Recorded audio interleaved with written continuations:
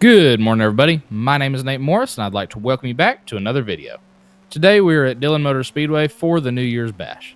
This is our first race of 2025, and we're kicking the season off with a full weekend of racing, as we have two 30-lap features, one on Saturday and another on Sunday. In the first practice on Saturday, my fastest lap was a 18:29, which is about 3.5 tenths faster than the last time I was here back in 2023.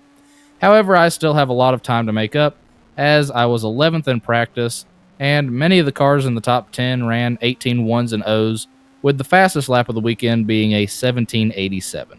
The majority of my laps were in the 18:30s, but I think I can improve a couple more tenths to where I could be a top 7 to top 5 car by the end of the weekend. In qualifying, I messed up and I ran a 18:49, which means I'll start 13th for race 1.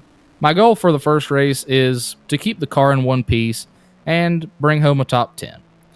I hope y'all enjoyed today's video, and let's get into it.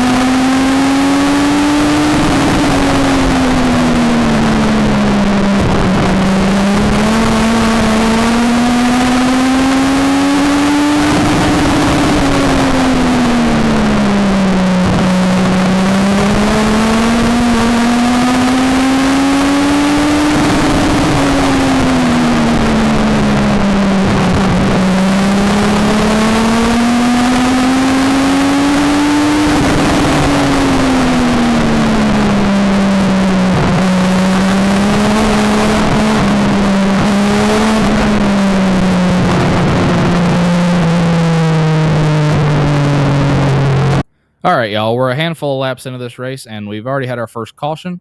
And so coming to the restart here, it's 1 to green, and Dillon Motor Speedway, like many tracks, uses a choose rule, where they put a cone in the middle of the track, and if you go beneath the cone, you restart on the inside line, and if you go above the cone, you restart on the outside line.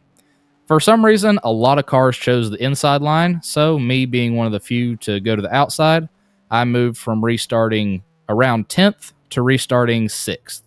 And then with 1 to green, the car that was in second place, the first car on the outside line, started having some kind of issues with his car where he would start falling back and he would have to accelerate to get back up to the front. And so after a couple laps, he just pulled off the track, which meant I moved from originally going to restart around the 10th position to restarting in the 4th position. So this was a massive gain for me, and hopefully I can be aggressive on this restart and stay up here in the top 5, if not advance my position a little bit.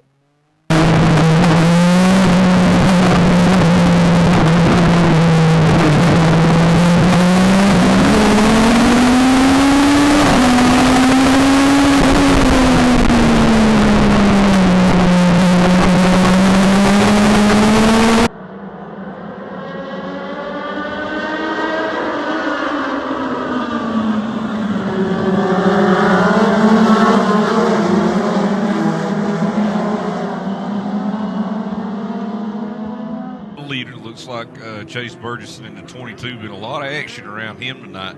He's going to go up to the outside for this restart. Base vehicles in here. They come to the restart zone. Let's see if we get a green here. Green flag's out. And remember, leader gets to fire first. That's why the 4 was up ahead on the inside. Josh Speed's trying to get down the inside of Chase Burgess. The problem for Chase Burgess, and we saw it in the Austin Thompson, whoops. Uh-oh. Another car going around.